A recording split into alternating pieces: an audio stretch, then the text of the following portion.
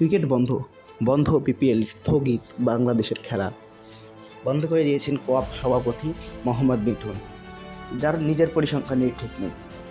পরিসংখ্যান নিয়ে ভিডিও বানাতে গেলে আরও 10 মিনিট লাগবে। এই আলোচনার মূল হোতাকে ফিরে দেখা যাক। কলকাতা বাদ দিয়ে দেয় মুস্তাফিজকে, কারণ নিরাপত্তা ঝুঁকি। মুস্তাফিজ ইস্যুতে মুখ খোলেন দেশি বিদেশি বিভিন্ন ধরনের ব্যক্তিরা। তারপরে সমাধান এলো।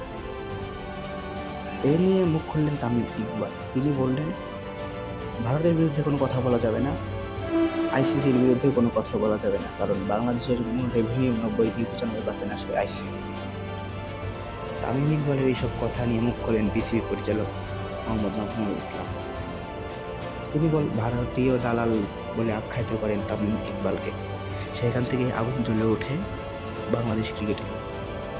তামিম ইকবালকে দালাল বলায় খেপে উঠে যায় পুরো ক্রিকেট।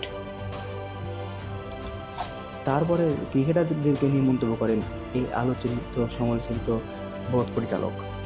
তিনি ক্রিকেটারকে নিয়ে বক্তব্য দেন যে তারা তো খারাপ খেললে তাদেরকে বেতন দেওয়া বন্ধ হয় না। এই নিয়ে খেপে উঠেছে ক্রিকেটাররা, বন্ধ ঘোষণা করেছে তারা ক্রিকেট। সেই হিসেবে দেখা গেলে মূল হোতা কিন্তু মুস্তাফিজ। এখন দেখা যাচ্ছে মুস্তাফিজই সেই বোর্ড পরিচালকের বিপক্ষে। যে মুস্তাফিজকে নিয়ে পানি গড়িয়েছে এত দূর, সেই মুস্তাফিজই এখন চলেছে অন্য পথে।